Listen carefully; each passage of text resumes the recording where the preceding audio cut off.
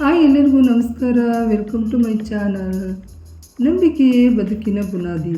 ಹೌದು, ಇಂದಿನ ಯಾಂತ್ರಿಕ ಜೀವನದಲ್ಲಿ ಮನುಷ್ಯ ಸಂಬಂಧಗಳು ದಿನೇ ದಿನೇ ಸಂಕೀರ್ಣವಾಗುತ್ತಿವೆ.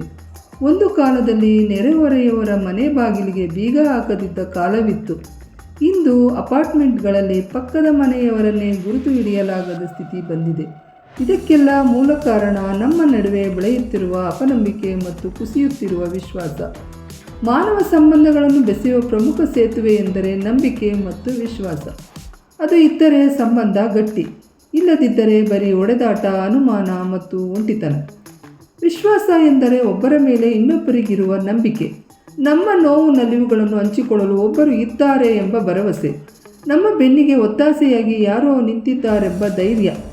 ಡಿ.ವಿ.ಜಿ. ಅವರ ತಮ್ಮ ಮಂಕುತಿಮ್ಮನ ಕಗ್ಗದಲ್ಲಿ ಹೇಳುವಂತೆ, ನಿಜವಾದ ಸುಖವೆಂಬುದು ಬಾಹ್ಯ ವಸ್ತುಗಳಲ್ಲಿಲ್ಲ, ಆದರೆ ಅದು ಆತ್ಮದ ಗುಣ.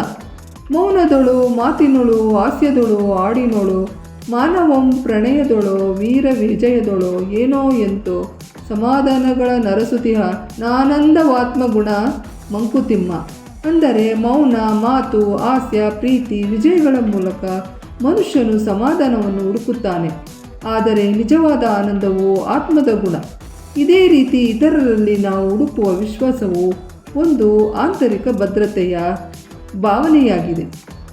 ನಂಬಿಕೆ ಕಟ್ಟುವುದು ತುಂಬ ಕಷ್ಟ, ಕೆಡುವುದು ಬಹಳ ಸುಲಭ. ಅದನ್ನು ಕಾಪಾಡಿಕೊಳ್ಳಲು ನಮ್ಮಿಂದಾಗುವ ಪ್ರಯತ್ನಗಳು ಇಂತಿವೆ. ಸಂಬಂಧದಲ್ಲಿ ಪ್ರಾಮಾಣಿಕತೆ ಮುಖ್ಯ. ಸುಳ್ಳು ಹೇಳುವುದು, ಮೋಸ ಮಾಡುವುದು ವಿಶ್ವಾಸವನ್ನು ಕೂಡಲೇ ಮುರಿಯುತ್ತದೆ. ನಮ್ಮ ಮಾತು ಮತ್ತು ಕೃತಿಯ ನಡುವಿನಲ್ಲಿ ಅಂತರವಿಲ್ಲದಂತೆ ನೋಡಿಕೊಳ್ಳಬೇಕು. ನಮ್ಮಲ್ಲಿ ನಂಬಿ ಹೇಳಿದ ಮಾತುಗಳನ್ನು ಇತರರ ಮುಂದೆ ಹೇಳಬಾರದು.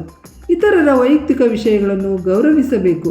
ಸಮಯಕ್ಕೆ ಸರಿಯಾಗಿ ಕೆಲಸ ಮಾಡುವುದು, ಕೊಟ್ಟ ಮಾತನ್ನು ಉಳಿಸಿಕೊಳ್ಳುವುದು ಕೂಡ ವಿಶ್ವಾಸವನ್ನು ಹೆಚ್ಚಿಸುತ್ತದೆ.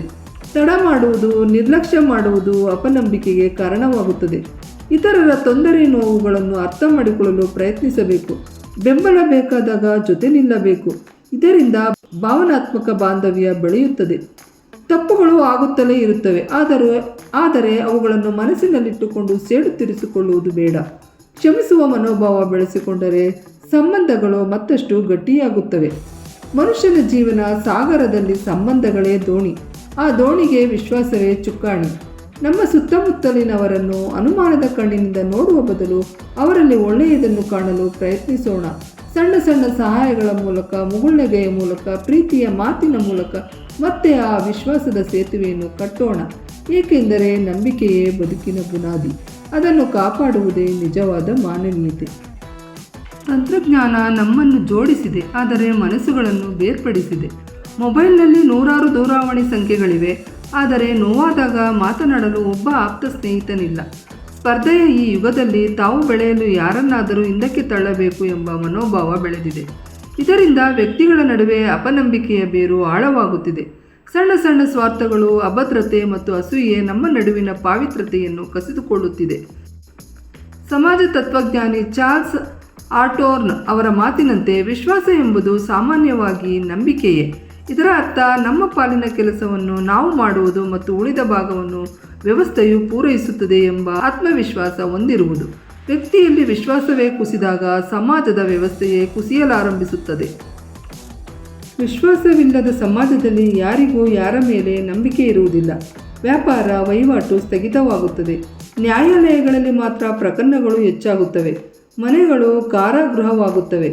ಮಾನಸಿಕ ಒತ್ತಡ, ಖಿನ್ನತೆ ಹೆಚ್ಚಾಗುತ್ತದೆ. ಆದರೆ ವಿಶ್ವಾಸವಿದ್ದಾಗ ಸಮಾಜದಲ್ಲಿ ಸಹಕಾರ ಮತ್ತು ಸಹಬಾಳ್ವೆ ಬೆಳೆಯುತ್ತದೆ. ಜನರು ಒಬ್ಬರಿಗೊಬ್ಬರು ನೆರವಾಗುತ್ತಾರೆ. ನಂಬಿಕೆ ಕಳೆದುಕೊಳ್ಳುವುದು ತುಂಬ ಸುಲಭ, ಅದನ್ನು ಮರಳಿ ಪಡೆಯುವುದು ತುಂಬ ಕಷ್ಟ. ಆದ್ದರಿಂದ ಒಮ್ಮೆ ಕಳೆದುಕೊಂಡ ವಿಶ್ವಾಸವನ್ನು ಮರಳಿ ಪಡೆಯುವುದು ಅತ್ಯಂತ ಕಠಿಣ ಸಾಧನೆ. ಇದರ ಬಗ್ಗೆ ನಿಮ್ಮ ಅಭಿಪ್ರಾಯವನ್ನು ಕಮೆಂಟ್ ಮಾಡಿ ತಿಳಿಸಿ. ಈ ಮಾಹಿತಿ ನಿಮಗೆ ಇಷ್ಟವಾದಲ್ಲಿ ನಮ್ಮ ಚಾನಲನ್ನು ಸಬ್ಸ್ಕ್ರೈಬ್ ಮಾಡಿಕೊಳ್ಳಿ ಹಾಗೂ ಇತರರೊಂದಿಗೆ ಹಂಚಿಕೊಳ್ಳಿ. ಧನ್ಯವಾದಗಳು.